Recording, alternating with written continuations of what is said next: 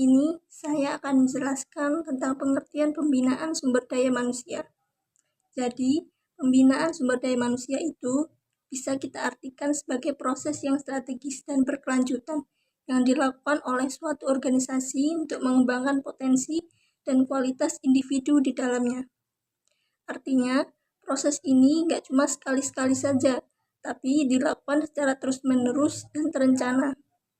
Pembinaan ini mencakup beberapa kegiatan, seperti yang pertama, ada pelatihan atau training, yang bertujuan untuk meningkatkan keterampilan teknis atau hard skill.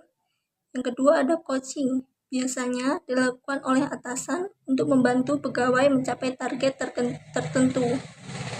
Nah, yang ketiga itu ada mentoring, atau bimbingan dari senior atau orang yang lebih berpengalaman agar kita bisa berkembang secara karir maupun pribadi.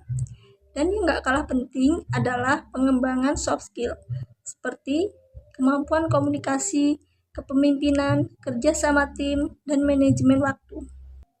Nah, tujuan utama dari semua proses ini adalah agar sumber daya manusia yang ada itu bisa, yang pertama, lebih adaptif menghadapi perubahan.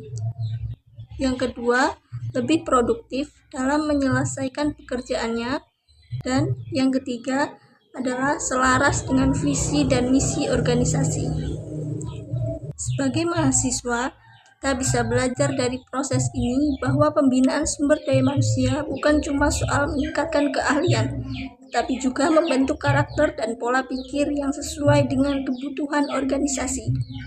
Jadi, kesimpulannya, pembinaan sumber daya manusia itu sangat penting karena berpengaruh langsung terhadap kemajuan organisasi. Sumber daya manusia yang terus dibina dengan baik akan menjadi aset utama dalam mencapai tujuan perusahaan. Selanjutnya ada unsur dan bentuk pembinaan SDM.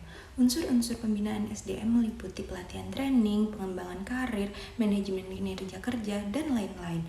Peningkatan kemampuan dan kompetensi kerja, memberikan motivasi dan tanggung jawab kepada karyawan tersebut untuk membangun kepercayaan diri dan jaringan di tempat kerja, yang semuanya dirancang untuk meningkatkan kualitas dan produktivitas SDM.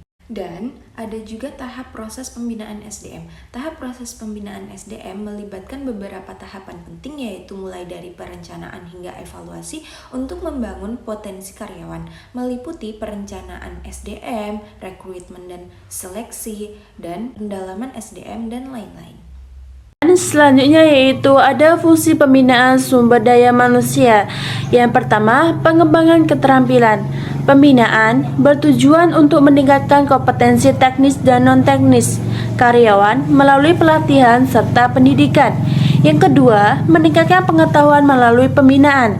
Karyawan dibekali informasi dan wawasan terbaru agar mampu mengikuti perkembangan zaman, terutama dalam aspek teknologi dan metode kerja yang terus berkembang. Yang ketiga, pembentukan sikap positif. Pembinaan juga berfungsi untuk membangun sikap kerja yang profesional, seperti kedisiplinan, tanggung jawab, dan semangat kerja. Yang keempat, peningkatan kerja dengan kemampuan dan sikap yang telah dibina. Karyawan diharapkan dapat bekerja secara lebih efektif dan efisien dalam mencapai target individu maupun tim. Yang kelima, meningkatkan kepuasan kerja. Yang keenam, membangun budaya organisasi.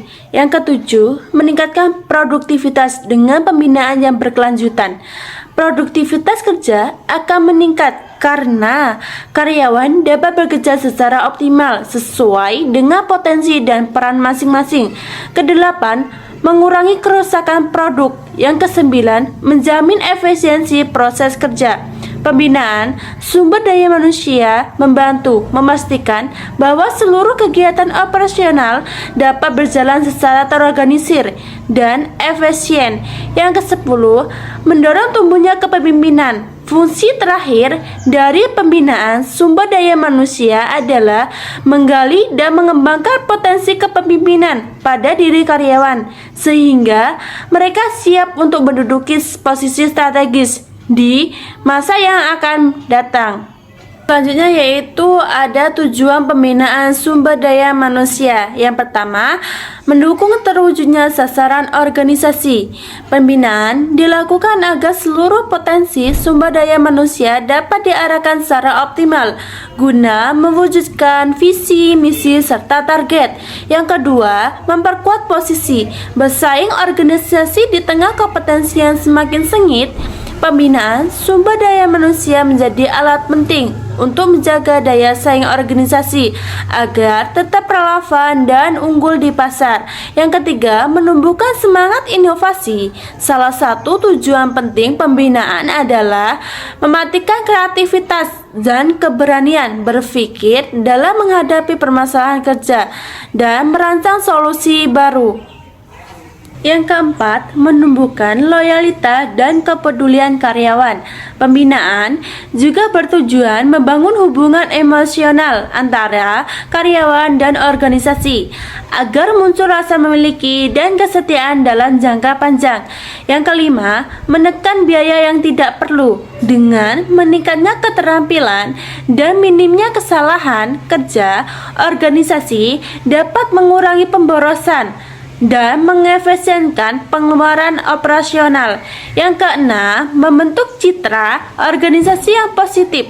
Organisasi yang peduli terhadap pengembangan sumber daya manusia akan dinilai positif oleh publik sehingga kepercayaan dan reputasi lembaga pun meningkat. Di sini saya akan menjelaskan proses pembinaan SDM dan manfaat pembinaan SDM dalam organisasi. Saya menjelaskan sekarang. Proses pembinaan SDM. 1. Identifikasi kebutuhan. Needs assessment. Penjelasan ini adalah langkah paling fundamental sebelum kita bisa memberikan solusi. Pelatihan atau pengembangan kita harus tahu dulu apa masalahnya atau apa yang sebenarnya dibutuhkan.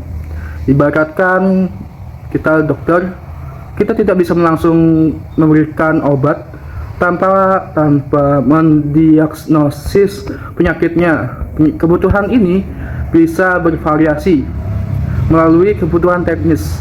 Kebutuhan teknis mungkin karyawan perlu belajar software baru, menguasai mesin produksi, serta atau memahami standar operasional prosedur yang diperbarui. Selanjutnya, kebutuhan soft skill. Ini bisa berupa peningkatan kemampuan komunikasi, kepemimpinan, kerja sama tim, lalu manajemen waktu atau pemecahan masalah. Lalu kebutuhan pengetahuan, mungkin ada perubahan regulasi, mungkin teknologi baru di industri atau pembaruan strategi perusahaan yang perlu dipahami karyawannya. Caranya bagaimana kita mengidentifikasinya? Melalui survei kinerja internal, melihat hasil kerja karyawannya, apakah ada gap antara kinerja aktual dan standar yang diharapkan. Lalu diskusi mungkin langsung dengan karyawannya, mengadakan sesi tanya jawab, wawancara atau fokus group FGD lah, untuk mendengarkan langsung dari mereka tentang tantangan atau area yang ingin mereka kembangkan. Survei karyawan, menyebarkan kuesioner untuk mendapatkan masukan anonim tentang kebutuhan pelatihan. Lalu analisis data, melihat data penjualannya, kepuasan pelanggannya, atau laporan insiden-insiden untuk mengidentifikasi area yang memerlukan peningkatan kompetensinya.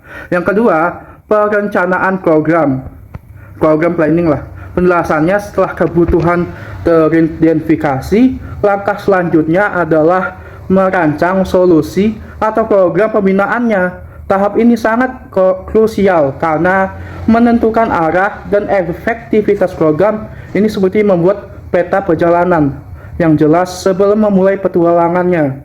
Apa yang harus ditentukan diantaranya jenis pelatihan, apakah ini akan menjadi workshop, seminar, e-learning, atau coaching, mentoring, atau kombinasi dari beberapa metode lainnya, serta target peserta, siapa saja yang akan mengikuti program ini, apakah semua karyawan, tim tertentu, atau individu yang terpilih. Mungkin serta durasi berapa lama program akan berlangsung. Sehari, seminggu, atau berkelanjutan lainnya, atau sebulan, setahun, segala macam lah. Metode, bagaimana materi akan disampaikan? Misalnya melalui ceramah, studi, kasus, atau simulasi proyek kelompok juga. Faktor dan peran dalam pembinaan. Yang pertama ada beberapa faktor kebutuhan organisasi, karakter individu, dukungan manajemen, teknologi. Yang kedua, ada peran mesin, penggerak pencapaian. Materi selanjutnya, tantangan dalam pembinaan SDM. Resistensi terhadap perubahan dan pelatihan, keterbatasan anggaran dan birokrasi yang kaku, perubahan teknologi yang cepat. Selanjutnya, kesimpulan dan saran. Yang pertama, pembinaan SDM membentuk pola pikir, keterampilan, dan sikap positif. Yang kedua, harus berkelanjutan, adaptif, dan humanis. Yang ketiga, ciptakan iklim kerja kolaboratif untuk kemajuan bersama. Baik, sekian, terima kasih.